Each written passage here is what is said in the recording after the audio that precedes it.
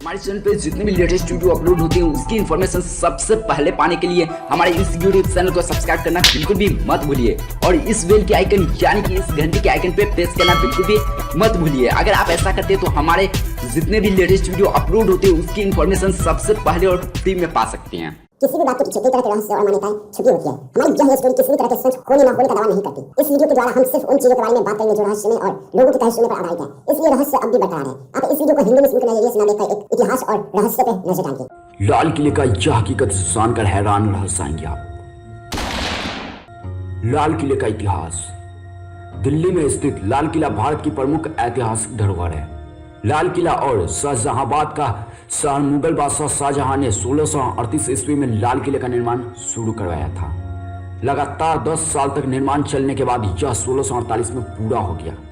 यह किला एक महल शाहजहांबाद की मध्यकालीन नगरी का महत्वपूर्ण केंद्र रहा है। इसका चयन यूनेस्को की विश्व धरोहर में भी किया गया है। इसको अपना नाम लाल बलुआ पत्थर की प्राचीर एवं दीवार के कारण मिला है। लाल किले के बारे में कुछ मत ये भी है कि यह लाल कोट का एक पुरातन किला और नगरी है जिसे शाहजहां के लाल कोट के हिंदू राजा पृथ्वीराज चौहान से कब्जा करके बनवाया था। लाल किले की सुंदरता।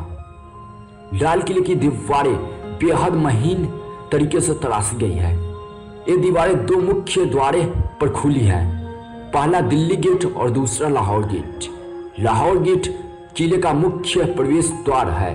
मुख्य दरवाजे के अंदर जाकर एक लंबा बाजार है। बाजार से निकलने के बाद किले में काफी बड़ा खुला स्थान है जहां लंबी उत्तर दक्षिण सड़क को काटती है। यही सड़क पहले किले को सैनिक एवं नागरिक महलों के भागों में बांटती थी। इस सड़क का दक्षिण छोर दिल्ली गेट पर है।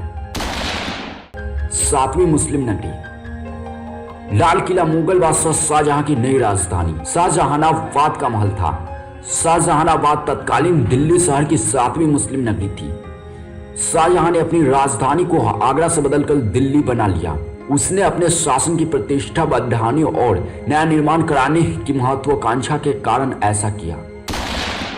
दीवाने आम। दीवाने आम यानी किले के अंदर जनसाधारण हेतु बना बड़ा प्रांगण। इसमें एक सिंहासन बना हुआ है। यह बादशाह के बैठने के लिए बनाया गया था और सुलेमान के राज सिंहासन की नकल ही था। इसके पास यह काफी बड़ा खुला मैदान भी है। दीवाने खास। किले में दीवाने आम से अगला मंडप है दीवाने खास का, जो राजा का निजी सभा होता था। ये सचिवीय एवं मंत्रिमंडल और सभासदों की बैठकों के काम आता था। इसमें स्वर्ण पत्र भी मढ़ी हुई और दीवारों में ही बहुमूल्य रत्न जड़े हुए हैं। अब इसकी छत को रोगन की कई लकड़ी निर्मित छत से बदल दिया गया है। मोती मस्जिद। लाल किले में बनी मोती मस्जिद को किले के निर्माण के बाद 1659 में बनाया गया था। मोती मस्जिद औरंगजेबी की निजी मस्जिद थी। यह मस्जिद छोटी 3 गुंबद वाली तराशे हुए सफेद संगमरमर से बनी हुई है। पृथ्वीराज चौहान के किले पर कब्जा। नदी का जल इस किले के चारों तरफ स्थित खाई को भरता था। इसके पूर्वी हिस्से की दीवार कई एक पुराने किले से लगी थी जिसे सलीमगढ़ का किला भी कहते हैं। सलीमगढ़ का किला इस्लाम शाह सूरी ने 1546 में बनवाया था।